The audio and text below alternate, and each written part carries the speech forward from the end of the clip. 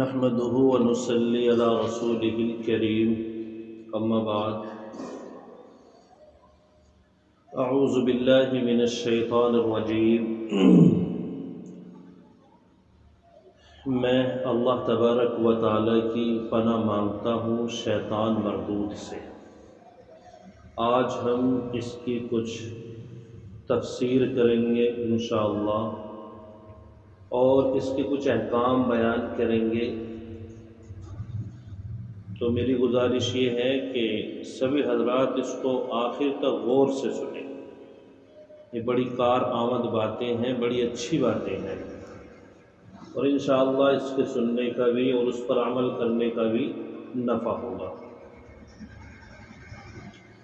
اعوذ باللہ من الشیطان الرجیم۔ مفسرین قرآن کریم کا عمومی طریقہ یہی ہے کہ سورہ بقرہ کی تفسیر سے پہلے استعاذہ یعنی اعوذ باللہ من الشیطان الرجیم اور تسمیہ بسم اللہ الرحمن الرحیم کا بیان کرتے ہیں۔ ہم بھی پہلے استعاذہ یعنی اعوذ باللہ من الشیطان الرجیم کا بیان کریں گے انشاءاللہ۔ قرآن کریم کو پڑھنے اور سننے کے آداب اور استعاذہ یعنی اعوذ باللہ من الشیطان الرجیم کا حکم۔ قرآن کریم کو ہاتھ لگانے اور چھونے کے لیے خود قرآن کریم میں حق تعالی شانہ کا ارشاد ہے کہ لا یمسہ الا المطہرون، یعنی اس قرآن کریم کو نہیں چھوتے مگر پاک لوگ، یعنی بغیر طہارت اور پاکی کے بغیر وضو قرآن کریم کو ہاتھ لگانا جائز نہیں ہے۔ اسی طرح جب یہ کلام پڑھا جائے تو اس کے سننے کا احترام یہ بتلایا گیا ہے کہ وَإِذَا قُرِئَ الْقُرْآنُ فَاسْتَمِعُوا لَهُ وَأَنصِتُوا لَعَلَّكُمْ تُرْحَمُونَ، یعنی جب قرآن کریم پڑھا جائے تو اس کی طرف کان لگائے رہو اور خاموش رہا کرو تاکہ تم پر رحم کیا جائے۔ اسی طرح تلاوت قرآن کے آداب میں سے ایک ادب قرآن کریم میں یہ فرمایا گیا فَإِذَا قَرَأْتَ الْقُرْآنَ فَاسْتَعِذْ بِاللَّهِ مِنَ الشَّيْطَانِ الرَّجِيمِ، یعنی جب آپ قرآن پڑھنے لگیں تو شیطان مردود کے شر سے اللہ کی پناہ مانگ لیا کریں، یعنی اس آیت میں استعاذہ کا حکم دیا گیا ہے۔ قرآن کریم کو پڑھنے کے 3 آداب قرآن کے اندر ہی بتائے گئے ہیں۔ ایک آداب یہ ہے کہ لا یمسہ الا المطہرون، کہ قرآن کریم کو جب چھو تو باوضو ہوں، پاک ہوں، اور دوسرا ادب یہ بیان کیا گیا کہ وَإِذَا قُرِئَ الْقُرْآنُ فَاسْتَمِعُوا لَهُ وَأَنصِتُوا لَعَلَّكُمْ تُرْحَمُونَ، یعنی جب قرآن کریم پڑھا جائے تو اس کی طرف کان لگائے رہو اور خاموش رہا کرو تاکہ تم پر رحم کر دیا جائے۔ اور تیسرا ادب جو اس کا بیان کیا گیا ہے وہ یہ ہے قرآن کریم کے اندر فَإِذَا قَرَأْتَ الْقُرْآنَ فَاسْتَعِذْ بِاللَّهِ مِنَ الشَّيْطَانِ الرَّجِيمِ، یعنی جب آپ قرآن کریم پڑھنے لگیں تو شیطان مردود کے شر سے اللہ تبارک و تعالیٰ کی پناہ مانگ لیا کریں، یعنی اس آیت میں استعاذہ کا حکم دیا گیا ہے۔ استعاذہ یعنی اعوذ باللہ من الشیطان الرجیم کے معنی اور اس کے حکم کی حکمت کیا ہے؟ یہ عربی زبان کا لفظ ہے اور اس کے معنی پناہ چاہنا، پناہ مانگنا، پناہ میں آنا، اور قرآن کریم کی اصطلاح میں استعاذہ اعوذ باللہ من الشیطان الرجیم پڑھنے کو کہتے ہیں۔ اس میں نامعلوم کتنی حکمتیں اور مصلحتیں ہو سکتی ہیں، مگر ایک نہایت واضح مصلحت یہ ہے، اور بہت ساری حکمتیں ہو سکتی ہیں لیکن ایک واضح حکمت اور مصلحت یہ ہے کہ شیطان کی ہمیشہ کوشش یہ ہوتی ہے کہ انسان کو نیکی سے روکے اور برائی اور بے حیائی کے کاموں پر آمادہ کرے، جھوٹ بولنے کی ترغیب دے، اس کے دل میں وسوسے پیدا کرے، اسے یاد الہی سے غافل کرے، اور جو نیکی اپنی اہمیت اور عظمت کے لحاظ سے جتنی زیادہ موجب اجر اور ثواب اور باعث قرب خداوندی ہوتی ہے، اتنا ہی شیطان اس سے باز رکھنے پر زور لگاتا ہے اور اپنے وسوسوں کے ذریعے سے رکاوٹ بن جاتا ہے، تو تلاوت قرآن جو تمام نیکیوں کا سر چشمہ ہے اور سب سے زیادہ قرب خداوندی حاصل کرنے والی عبادت ہے، اس کو شیطان کب ٹھنڈے دل سے گوارا کر سکتا ہے؟ استعاذہ یعنی اعوذ باللہ پڑھنے کا نتیجہ یہ ہوگا کہ جو خود حق تعالیٰ نے اسی استعاذے کے حکم والی آیت سے آگے ارشاد فرمایا، یعنی اللہ تبارک و تعالیٰ نے ارشاد فرمایا إِنَّهُ لَيْسَ لَهُ سُلْطَانٌ عَلَى الَّذِينَ آمَنُوا وَعَلَى رَبِّهِمْ يَتَوَكَّلُونَ، اس کا یعنی شیطان مردود کا زور نہیں چلتا ان پر جو ایمان رکھتے ہیں اور اپنے رب پر بھروسہ کرتے ہیں، یعنی جس نے خدا پر بھروسہ کیا اور اس کی پناہ ڈھونڈی، اس پر شیطان کا زور حاوی ہرگز نہیں ہو سکتا۔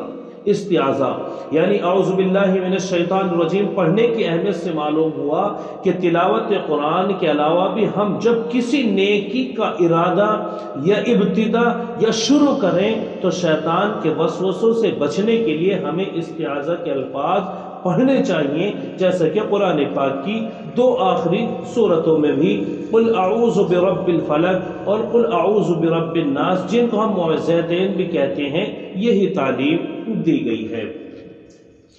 اب استعاذہ کے الفاظ کیا ہیں، یعنی اعوذ باللہ من الشیطان الرجیم، اس کے الفاظ کیا ہیں؟ تو احادیث میں استعاذہ کے الفاظ جو وارد ہوئے ہیں ان میں سب سے افضل اور مختار سب کے نزدیک وہی ہے جو عام طور پر ہم پڑھتے ہیں، یعنی اعوذ باللہ من الشیطان الرجیم۔ حسب ذیل دوسرے الفاظ کے ساتھ بھی اعوذ باللہ پڑھنا جائز ہے، جیسے مثال کے طور پر اگر کوئی پڑھے اعوذ باللہ السمیع العلیم من الشیطان الرجیم تو بھی پڑھ سکتا ہے، جائز ہے۔ اور دوسرا یہ کہ اعوذ باللہ العظیم من الشیطان الرجیم، اس سے بھی پڑھ سکتا ہے۔ اور تیسرا یہ ہے کہ اعوذ باللہ من الشیطان الرجیم ان اللہ هو السمیع العلیم وغیرہ، یہ بھی استعاذہ کے اندر داخل ہے۔ استعاذہ کے 5 فائدے کیا ہیں؟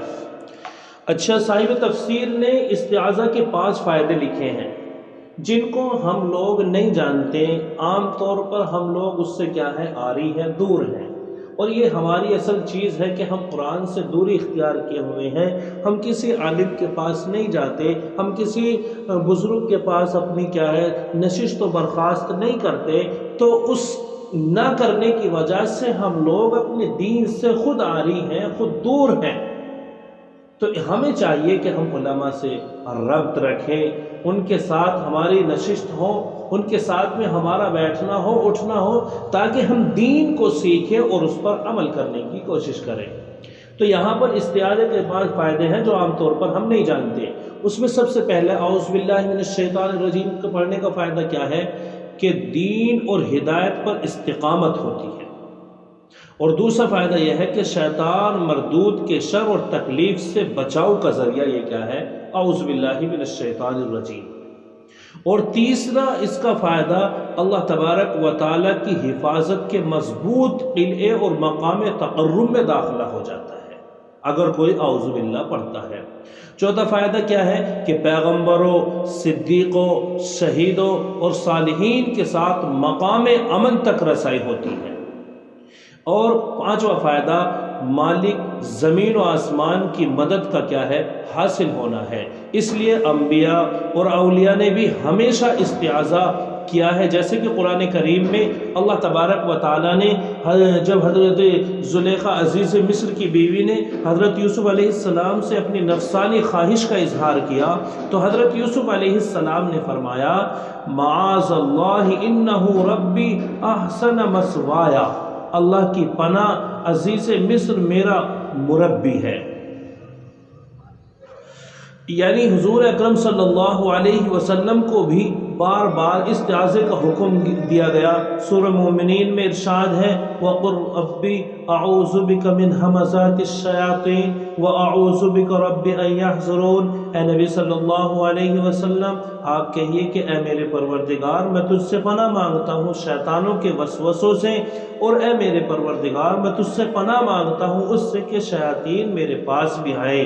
پھر حضور صلی اللہ علیہ وسلم کو استعاذے کا حکم سورہ قل اعوذ برب الفلق فلق اور قل اعوذ برب الناس میں بھی کیا ہے اللہ تبارک و تعالیٰ نے دیا ہے۔ تو اس لیے جو یہ چوتھے نمبر پہ پیغمبر، صدیق اور شہید اور صالحین کے ساتھ مقام امن کی رسائی ہے، وہ بھی اس سے واضح ہوتی ہے۔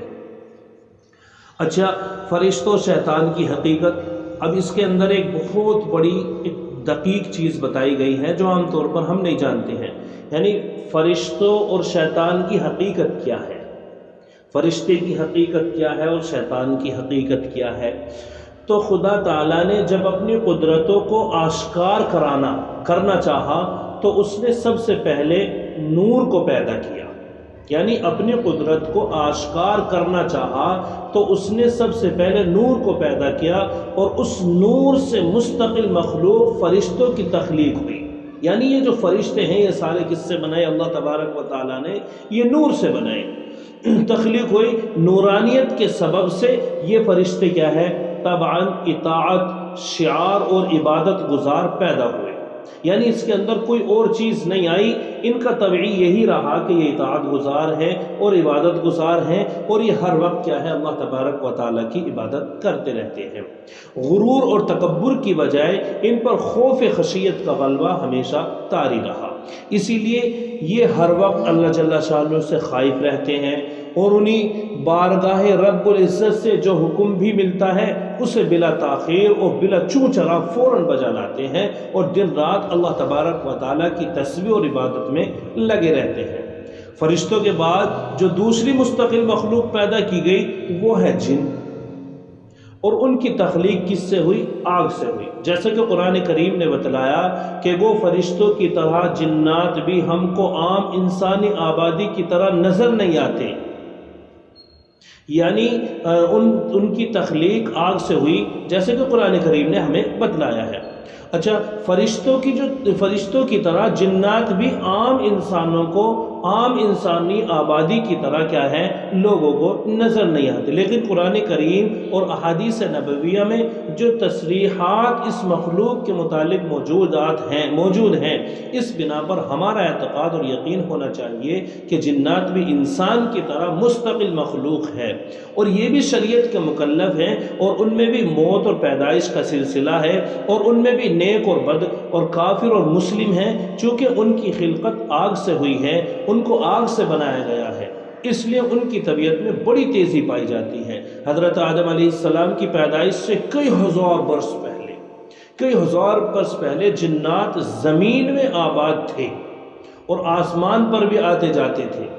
جب جنات نے آپس میں زمین پر فتنہ فساد اور خون ریزی پھیلائی تو فرشتوں کو اللہ تبارک و تعالیٰ کا حکم ہوا کہ جنات کو زمین کے اوپر سے دور کیا جائے تاکہ زمین ان کی آلودگی سے پاک ہو جائے۔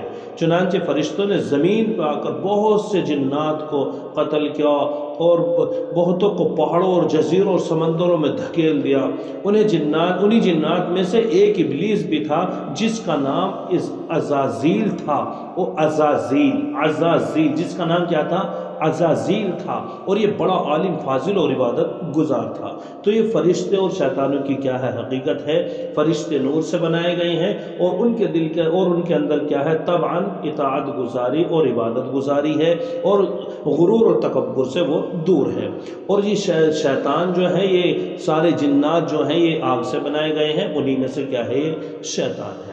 اچھا، شیطان کا نام مسند احمد میں حضرت جابر بن عبداللہ رضی اللہ تعالیٰ عنہ سے روایت ہے کہ رسول اللہ صلی اللہ علیہ وسلم نے ارشاد فرمایا کہ ابلیس کا، اس کا کام کیا ہے، شیطان کا کام کیا ہے، وہ بتا رہے ہیں کہ مسند احمد میں حضرت جابر بن عبداللہ رضی اللہ تعالیٰ عنہ سے روایت ہے کہ رسول اللہ صلی اللہ علیہ وسلم نے ارشاد فرمایا کہ ابلیس کا تخت سمندر میں ہے، وہ روزانہ اپنے لشکر کی ٹکڑیاں بھیجتا رہتا ہے تاکہ وہ لوگوں کو فتنے میں مبتلا کرے۔